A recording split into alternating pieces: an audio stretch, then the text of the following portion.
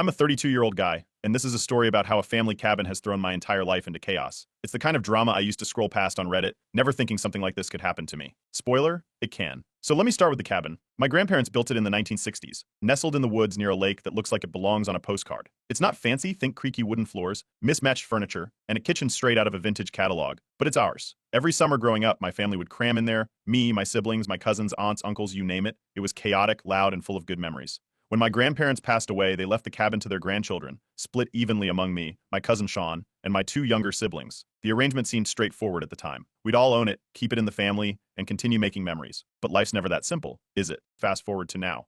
I'd always thought of the cabin as a legacy, a connection to our grandparents and all those summers we spent together. But Sean sees it differently. They've always been more practical, maybe too practical. To them, the cabin is a money pit. They hate how much maintenance it requires and have been grumbling about the roof and plumbing for years. Honestly, I thought it was just Sean being Sean. Turns out I should have paid more attention. A few weeks ago, we were all gathered at my aunt's house for a family dinner. It was one of those evenings where everyone was catching up over way too much food, and the vibe was light and easy, until Sean dropped the bomb. Out of nowhere, they announced they wanted to sell their share of the cabin. Just like that. The room went silent. I could feel the weight of the words hanging in the air, and everyone's heads turned to Sean. My first thought was that they were joking. But Sean didn't laugh or smile. They just stared at us, waiting for a response. My younger sister was the first to speak, blurting out, "You can't be serious." But Sean was dead serious. Their reasons came spilling out. The cabin needed too many repairs. They didn't have the time to deal with it. And most importantly, they were struggling financially. They talked about their student loans, credit card debt, and some medical bills they'd been keeping under wraps. It wasn't like Sean to open up about their struggles, but even that didn't soften the blow. Selling their share felt like betrayal. It didn't take long for the family to splinter into factions. My siblings and I wanted to keep the cabin no matter what. To us, selling wasn't even on the table. But a few cousins sided with Sean, saying it wasn't fair to expect them to hold on to something that was more stress than it was worth. The tension was immediate and overwhelming. The problem is, the cabin's deed requires unanimous consent to sell. Without all of us agreeing, Sean can't sell their share, or at least not easily. When I pointed that out, Sean didn't miss a beat. They said they'd already talked to a lawyer about it. That's when things got even messier. It wasn't just a hypothetical anymore. Sean was ready to fight this out if they had to. The cabin does have its issues. The roof leaks when it rains too hard. There's some water damage near the back porch. And the plumbing has a habit of making noises you don't want to hear at night. But none of that felt like a deal breaker to me. I'd always thought of those things as part of the charm, problems we could fix if we worked together. But Sean saw it differently. To them, those repairs were just more reasons to walk away. It also came out during dinner that Sean is more strapped for cash than any of us realized. They talked about their debts in detail, but what hit me hardest was their tone. They weren't asking for help or sympathy, they were just stating facts, like selling was already a done deal in their mind. By the end of the night, it was clear this wasn't something we could solve over dessert. Someone suggested a family meeting to figure out next steps, and a date was set. As people started leaving, the room felt colder than when the night began. I couldn't shake the feeling that Sean had already decided how this would end, and the rest of us were just playing catch-up. Later that night, out of frustration, I posted a vague rant on Reddit. Something like, when your cousin wants to sell a family heirloom, and you're the only one fighting to keep it. It was cathartic in the moment, but I didn't think much of it after hitting post. The next morning, I woke up to hundreds of comments. My post had blown up, and people were sharing their own family drama, offering advice, and telling me to lawyer up. It was surreal. But the worst part, Sean saw it too. They texted me, furious, saying I'd crossed a line by airing our dirty laundry online. I didn't know how to respond, and honestly, I still don't. What I do know is that the cabin is more than just a building. It's a symbol of everything our family's been through, good and bad. And if Sean thinks I'm going to let it go without a fight, they've got another thing coming. Update 1. The family meeting was set for a Sunday afternoon at my aunt's house. The idea was to sit down, air everything out, and come up with a plan for the cabin. By the time I arrived, most of the family was already there, crammed into the living room. Tension hung in the air, thick enough to cut with a knife. Sean sat in the corner, arms crossed, staring at the floor like they were bracing for a fight. My siblings were perched on the couch, whispering to each other, while the older relatives looked uncomfortable, probably hoping this whole thing could be resolved with a few heartfelt speeches. Spoiler, it couldn't. The meeting started with my uncle trying to play moderator. He asked Sean to explain their reasons for wanting to sell. Sean didn't hesitate. They launched into a detailed rundown of their financial struggles, mounting student loans, credit card debt, and a hefty medical bill from a procedure they'd needed a year ago.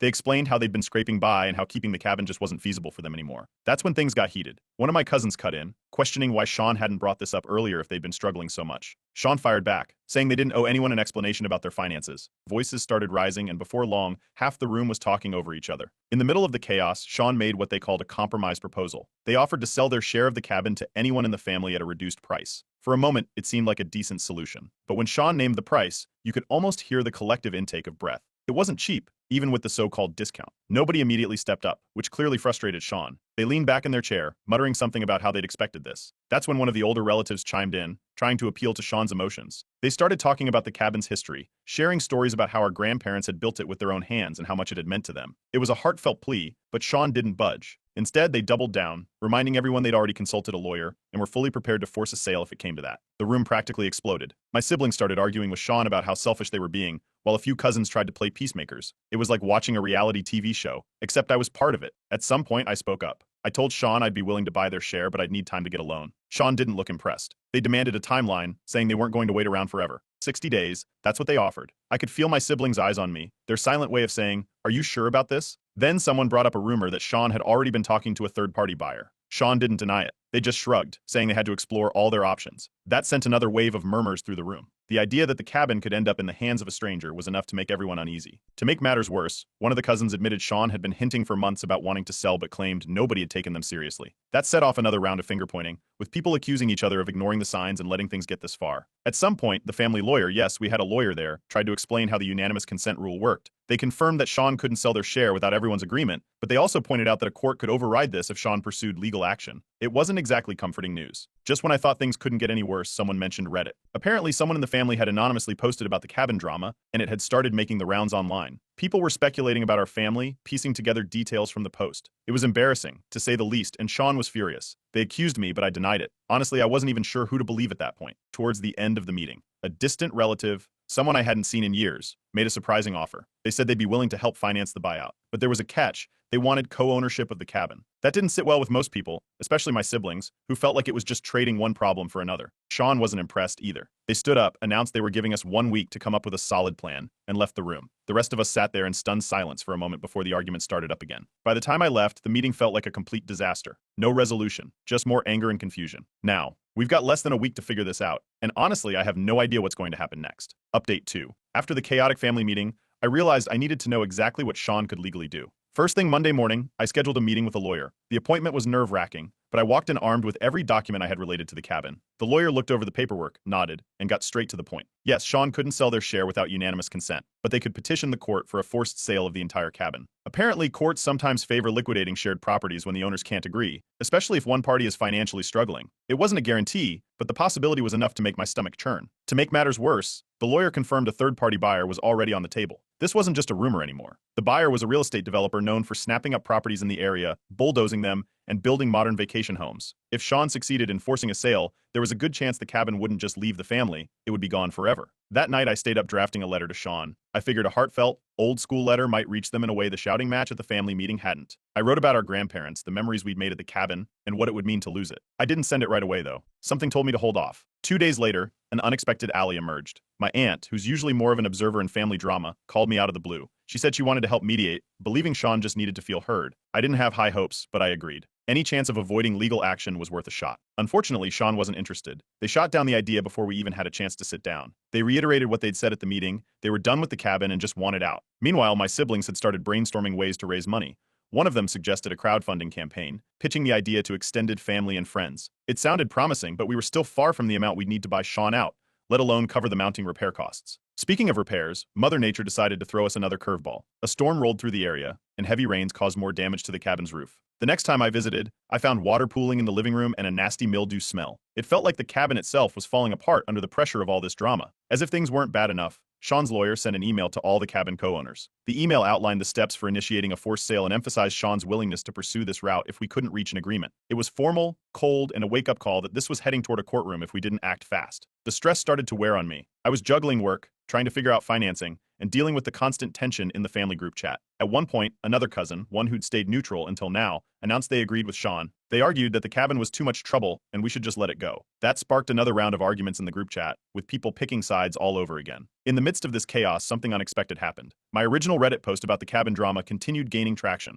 Strangers from all over were offering advice, sharing their own stories, and rooting for me to save the cabin. One user even suggested starting a GoFundMe, which got me thinking, could I really go public with this? It felt risky, but it might be our last shot. As I mulled over the idea, something clicked. Sean's decision wasn't just about money. Sure, their financial struggles were real, but this was bigger than that. It felt like Sean was trying to distance themselves from the family entirely. I started thinking back to the past few years, missed gatherings, tense conversations, and realized this might be their way of cutting ties. It didn't make things any easier, but at least it made a twisted kind of sense. With 1 week left before Sean's ultimatum expired, I was staring down a tough decision. Should I launch a GoFundMe and risk airing even more family drama to the public? Should I scramble to pull together a financing plan, knowing it might not be enough? Or should I brace myself for a legal battle and hope the court saw things my way? For now, all I could do was keep fighting. Defeated? Sure, a little, but giving up wasn't an option. Update 3. The first blow landed early Monday morning when a thick envelope from Sean's lawyer showed up in my mailbox. They'd filed the paperwork for a forced sale of the cabin. The words petition to partition were stamped across the top, and it hit me that this wasn't just a threat anymore. It was happening. My lawyer confirmed it. Sean was officially taking us to court. The clock was ticking, and if we didn't have a solid plan soon, the court might side with them. The family reaction was immediate and divisive. A few relatives started reaching out to me, trying to play both sides. They wanted to avoid getting dragged into a legal battle and figured siding with Sean would keep them out of the crossfire. It stung, but I couldn't really blame them. No one wants to be part of a messy court case. In the middle of all this, I got a letter from Sean. It wasn't the cold lawyer speak I'd been getting lately. It was handwritten, a rare sight in the digital age. In it, Sean opened up about something I hadn't expected. They talked about how they'd always felt like an outsider during family gatherings, like they were only there out of obligation. They admitted the cabin had never felt like a happy place for them. It was just another reminder of how they didn't fit in. It didn't excuse their actions, but it gave me a new perspective. The next day, I sat down with a calculator and a stack of papers, trying to figure out if the cabin could ever pay for itself. If I could prove the place had income potential, it might help sway the court or convince Sean to reconsider. Renting it out during the off-season seemed like the best bet, but the numbers didn't look great. The repairs alone would eat up any potential profit for years. That's when my youngest sibling dropped a bombshell. They admitted they'd been quietly saving for years and could contribute a decent chunk toward buying Sean out. It wasn't enough to cover the full cost, but it was a start. I felt a flicker of hope for the first time in weeks. Then another unexpected player entered the scene, a local historical society.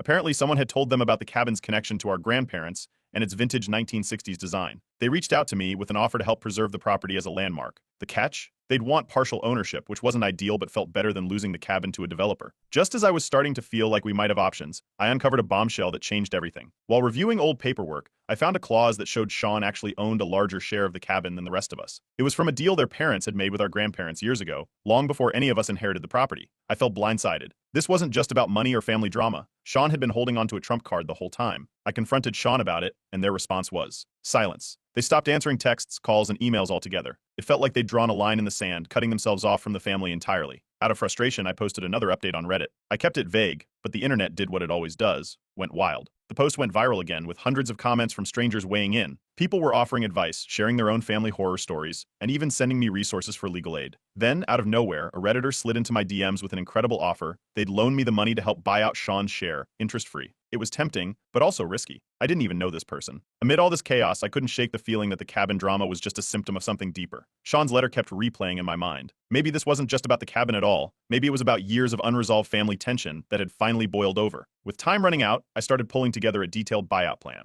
Between my siblings' savings, the Historical Society's interest, and the potential loan from the Reddit stranger, I was piecing together something that might actually work. It wasn't perfect, but it was a plan. Still, the uncertainty was eating away at me. Every step forward felt like it came with 2 steps back. I had no idea if the court would side with Sean, if the Historical Society would come through, or if the family could ever repair the damage this fight had caused. For now, all I can do is keep moving forward. Giving up isn't an option, not yet. Update 4. The court date came faster than expected. My lawyer called to confirm it was set for the following Friday. We'd have one chance to argue why the cabin shouldn't be sold, or at least why we needed more time. The stakes felt impossibly high, and the tension within the family only grew as the date approached. In the meantime, my siblings and I scrambled to raise funds. We reached out to extended family, friends, anyone we could think of who might be willing to pitch in. The responses were mixed. Some people were eager to help, remembering all the summers spent at the cabin. Others, though, made it clear they thought the whole thing wasn't worth the drama. By the end of the week, we had a modest amount pulled together, not nearly enough to buy Sean out, but enough to show we were serious. Then, the developer made their move. They sent an official offer to Sean, sixing the rest of the co-owners. The amount was jaw-dropping, more than any of us could match. The email was professional, but the message was clear. They wanted the cabin, and they weren't going to wait forever. The Historical Society also submitted their bid around the same time. It wasn't as high as the developers,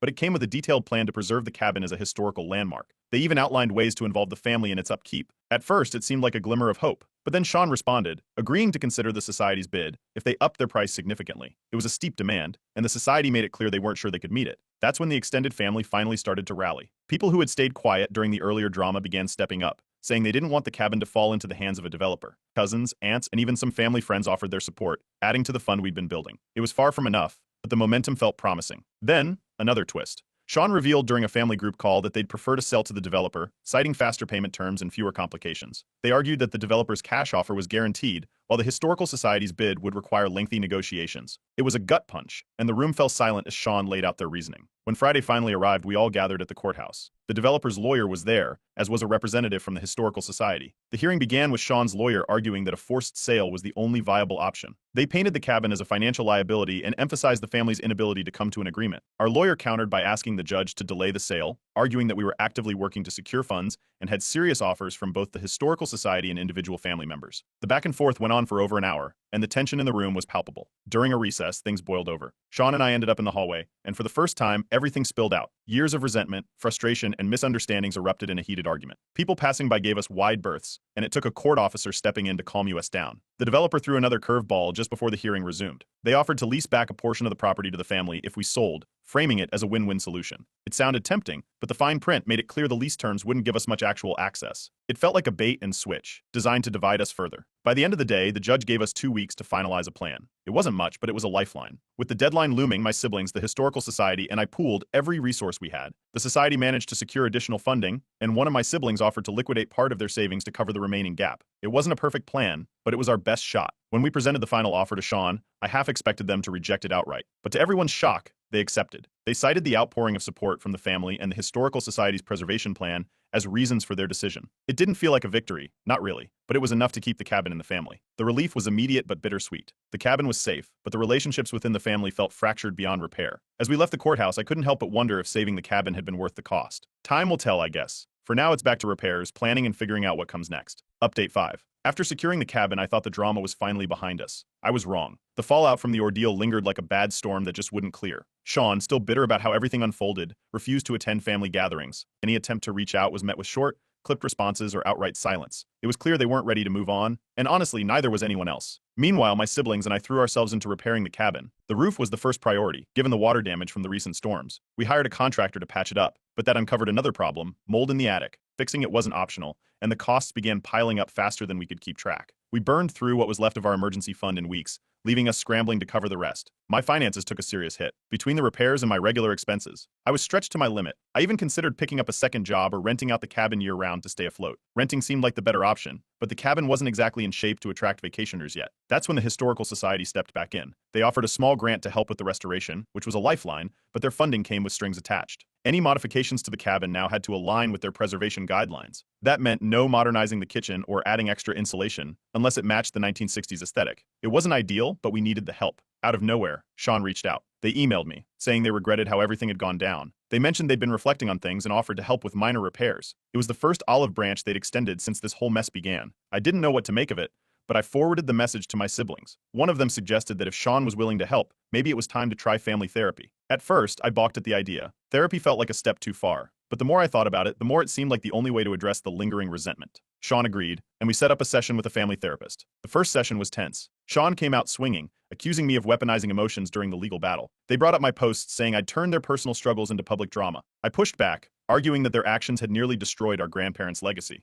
The therapist managed to keep things from spiraling out of control, guiding us toward more constructive conversation. That's when Sean dropped a bombshell. They admitted they hadn't needed the money as desperately as they'd claimed. The decision to sell was less about finances and more about feeling excluded and undervalued by the family. They'd been harboring these feelings for years, and the cabin had become a symbol of everything they felt they'd missed out on. It wasn't easy to hear, but it explained a lot. My siblings and I apologized for not recognizing Sean's struggles earlier.